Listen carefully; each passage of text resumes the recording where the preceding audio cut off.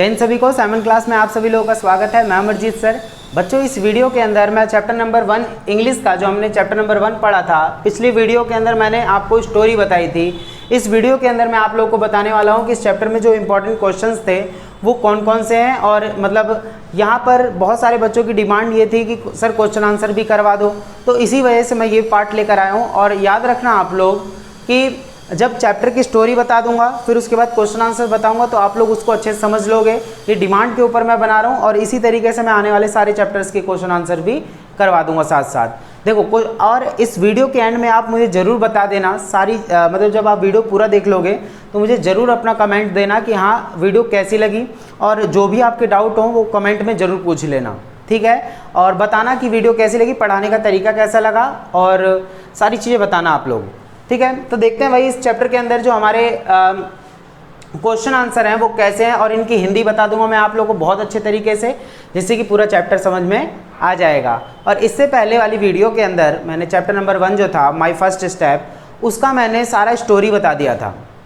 अगर आपने स्टोरी समझ ली है तो ये क्वेश्चन आंसर भी बहुत अच्छे समझ में आ जाएगा, ठीक है। तो चलो देखते हैं सबसे पहले क्वेश्चन आंसर में है क्या, और मैं इनकी हिंदी भी साथ साथ बता दूंगा सबकी, और आंसर भी बता दूंगा। तो इस तरीके से आप कर सकते हैं। देखो बच्चों, इस वीडियो को या मेरी वीडियोस को वही बच्चे देखें जो सच में पढ़ना चाहते हैं, वो जो चाहते हैं कि एग्जाम में अच्छे मार्क्स लाएं, टाइम पास के लिए नहीं पढ़ना, अच्छे से पढ़ो जिससे कि सारी चीज़ें समझ में आ जाएंगी, ठीक है। उन्हीं बच्चों के लिए मैं मेहनत कर रहा हूँ, ठीक है। तो बच्चों देखो सबसे पहला जो इसमें क्वेश्चन है वो है what would have happened if the author's relative had not detected the swap of the babies in the hospital.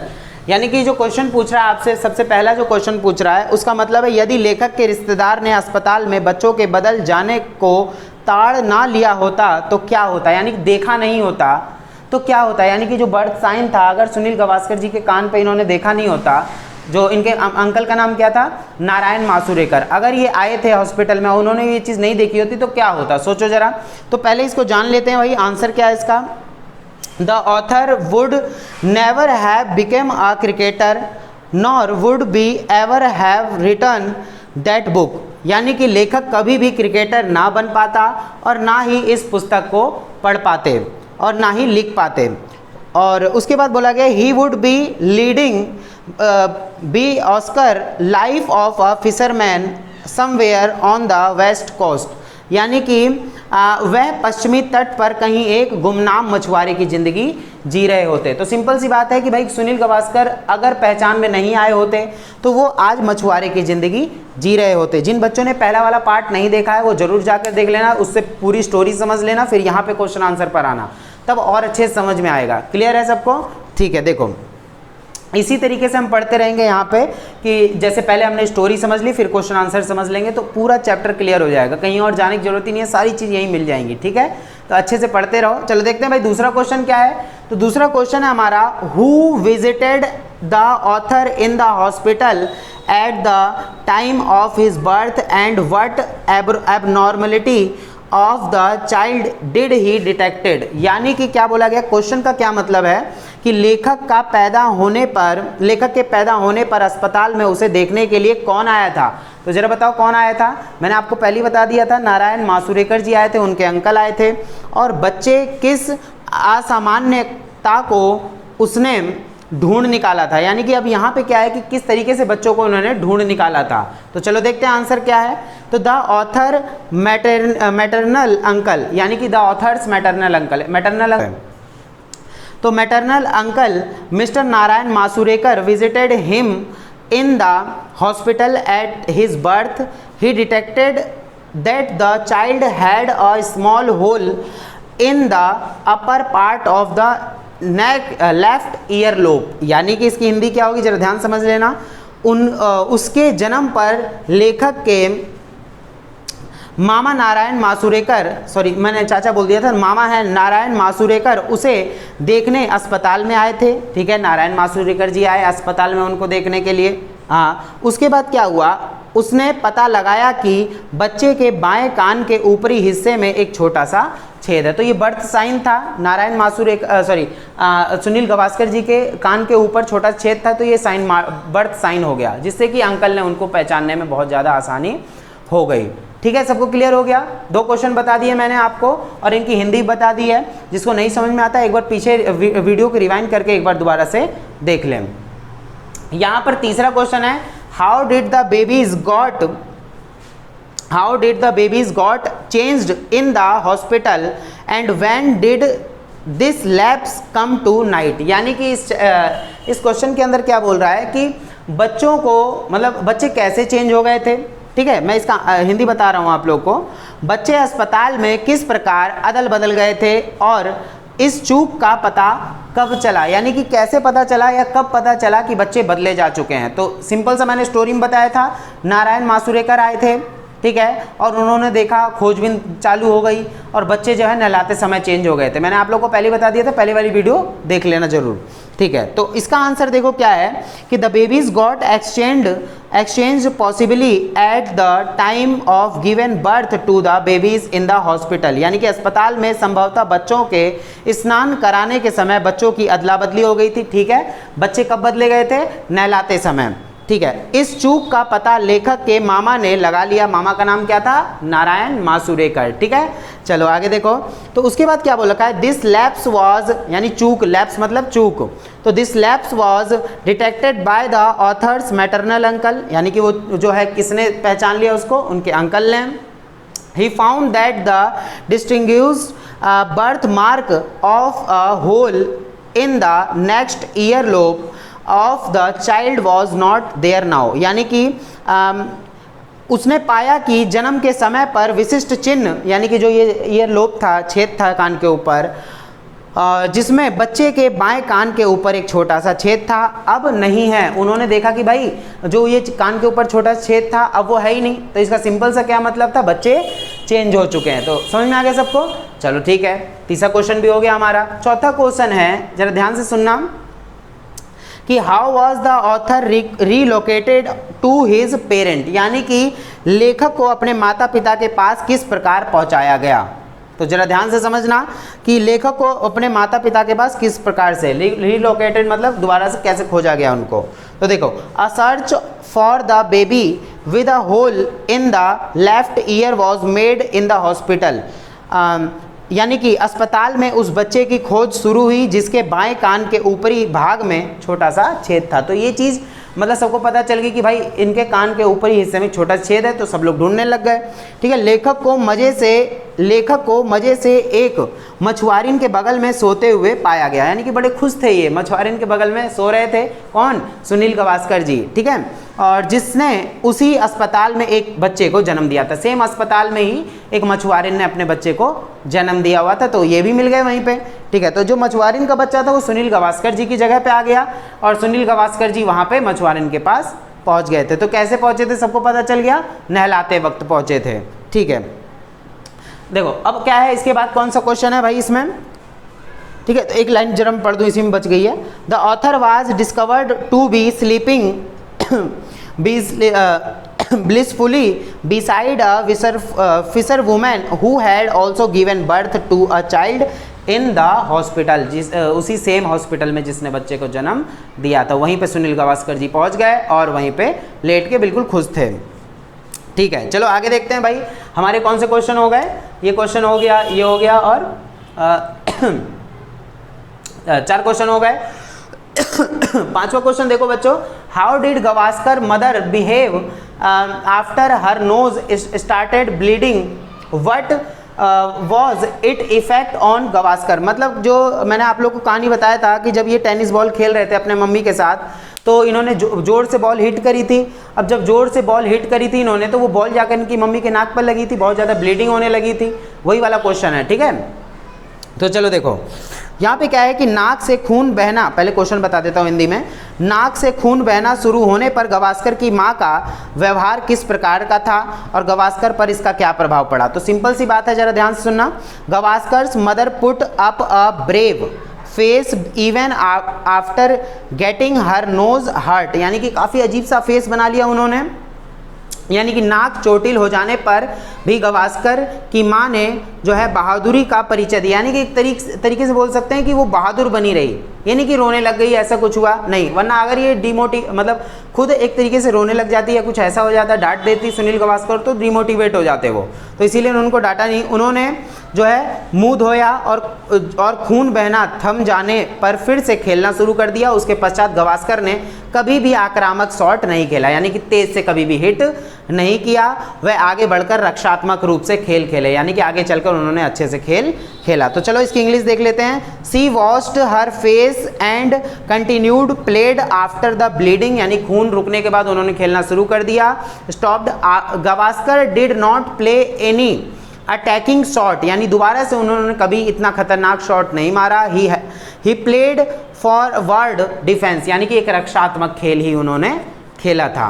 Clear हो गया। देखो बच्चों, मैं डिमांड के ऊपर ही बना रहा हूँ ये वीडियो, तो प्लीज़ सपोर्ट करना और बताना जरूर कि कैसा लग रहा है वीडियो, जिससे कि मैं और अच्छी अच्छी वीडियोस आप लोगों के लिए लेकर आता रहूँ, ठीक है ना। तो चलो देखते हैं भाई, ये वाला क्वेश्चन भी हो गया ब्लीडिंग वाला।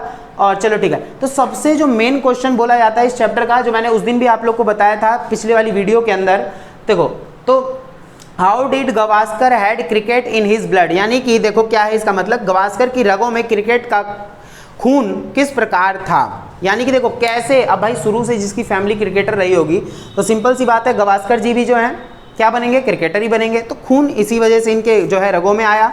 देखो कैसे, Gavaskar's father was a good club cricketer, ठीक है, ही taught him the finer point of the game and encouraged him, यानी कि गावस्कर के पिता एक अच्छे क्लब स्तर के क्रिकेट खिलाड़ी थे। वे उसे खेल की बारीकियां सिखाते थे और उसे प्रोत्साहित करते थे, यानी उनको प्रोत्साहित करते थे कि और अच्छे से खेलो। कौन? उनके फादर। भाई देखो फादर भी क्रिकेटर ही रहे हैं, ठीक है ना। तो देखो आगे, they discussed the game finer points, बारीकी से समझाते थे।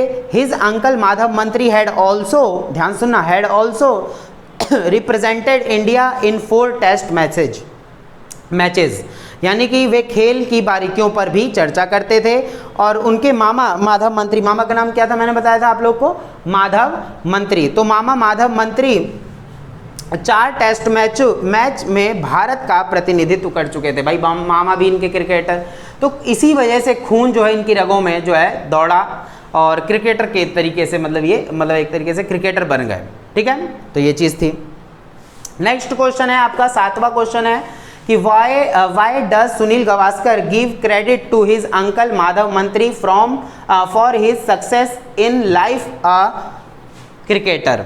तो देखो इसका मतलब क्या हुआ बच्चों कि एक क्रिकेटर के रूप में अपने जीवन की उपलब्धि का श्रेय सुनील गावस्कर अपने मामा माधव मंत्री को क्यों दे रहे हैं, ठीक है। इसका मतलब क्या है कि भाई सुनील गावस्कर जी एक क्रेडिट दे रहे हैं, एक बोल सकते हैं ना कि आभार मानना, किसका?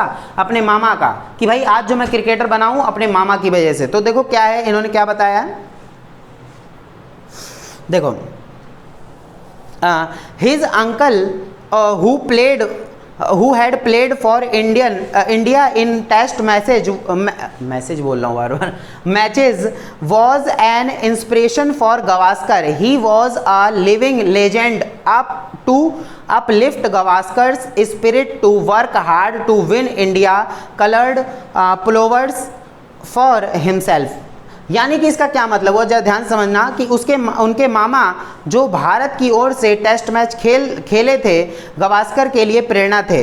वह एक जिंदा मिसाल थे जो गावस्कर की भावनाएं जानते थे कि भारत के रंग वाली जर्सी खुद पहनने के लिए परिश्रम करना होगा। मैंने उस दिन भी बताया था आप लोगों को, पिछले वाली वीडियो में बताया था कि ये मामा माधव मंत्री के घर गए, इन्होंने देखा और इन्होंने जब देखा कि वहाँ जर्सियाँ भी हैं, कुछ स्टंप भी रखे हैं जिसपे क्रिकेटरों ने सिग्नेचर वगैरह कर रखे हैं, तो इनको वो मतलब एक तरीके से वो चाहते थे कि मेरे पास आ जाए। इसीलिए इनके मामा माधव मंत्री ने क्या बोला कि ये तुम्हें ऐसे नहीं मिलेगा, इसके लिए मेहनत करो।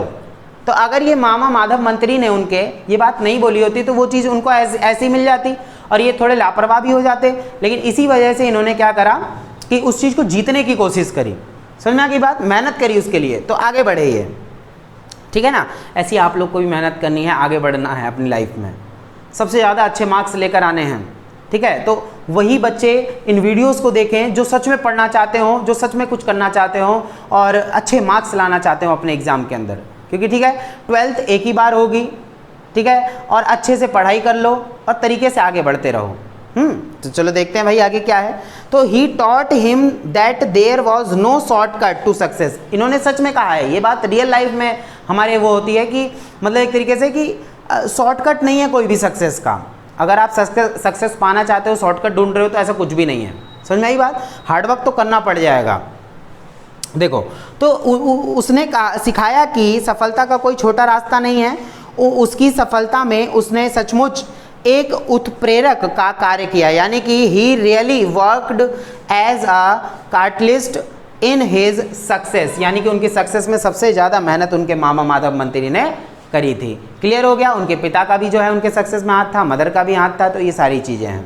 तो ये समझ में आ गया, वाला क्वेश्चन भी हो गया है, छठा क्वेश्चन। और सातवां क्वेश्चन, आठवां क्वेश्चन क्या है बच्चों, ज़रा ध्यान से देखो कि हाउ डिड गवास्कर, ये तो हो गया है।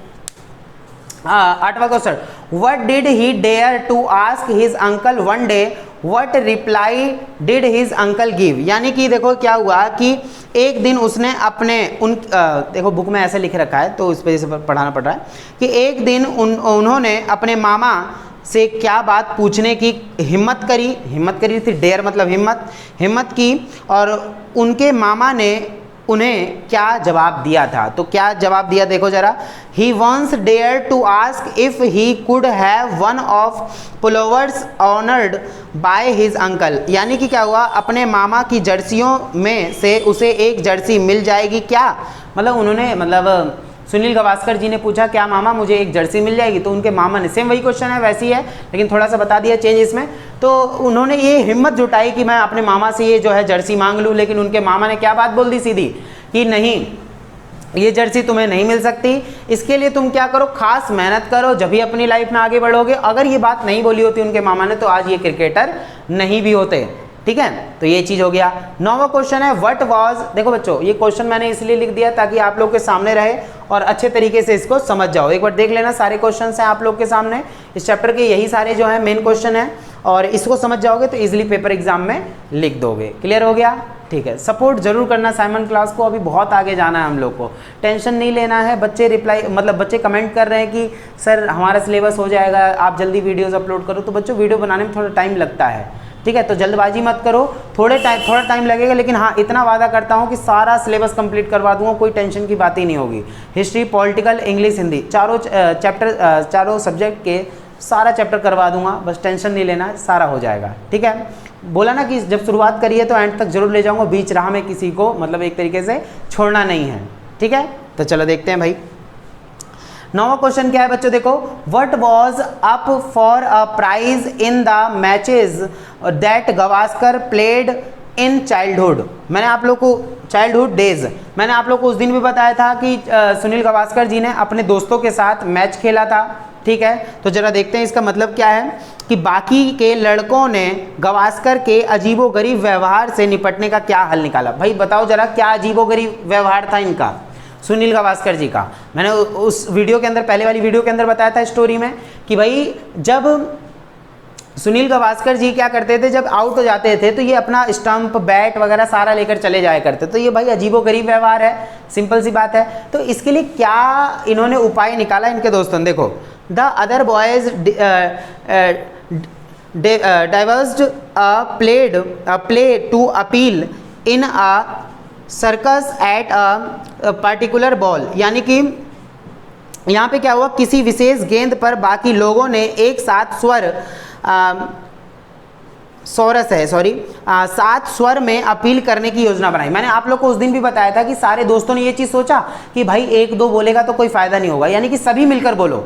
सभी लोगों ने चिल्लाना शुरू कर दिया कि सुनील गावस्कर आउट है, सुनील गावस्कर आउट है। तो इस तरीके से जो है सारे बच्चों ने चिल्लाना शुरू कर दिया, तो इनको आउट मानना ही पड़ गया। फिर गावस्कर को आउट होकर जाना पड़ता था क्योंकि आम राय उनके विरुद्ध होती थी। इस प्रकार खेल चलता रहता था, यानी कि भाई जब कोई एक बोलेगा तो ये मानते नहीं थे, अगर सब लोगों ने मिलकर बोल दिया तो इनको मानना ही पड़ता था। लास्ट क्वेश्चन है बच्चों, जरा ध्यान से देखना, how did the other boys make a ploy to counter the antics of Gavaskar, यानी कि क्या हुआ इसमें, देखो क्या है, बचपन के दिनों में खेले गए मैचों में इनाम में क्या चीज़ रखी गई थी। मैंने पिछली वीडियो में बता दिया था इनाम में क्या चीज़ रखी गई थी, तो मात्र 1.5 रुपये का एक ट्रॉफी खरीदी थी। कप खरीदा था, चलो देखते हैं भाई क्या है। The trophy is made of white metal cup, यानी वाइट मेटल से बना हुआ था कप, ये were up for the prize, यानी प्राइस था उनके लिए ये, ठीक है। They used to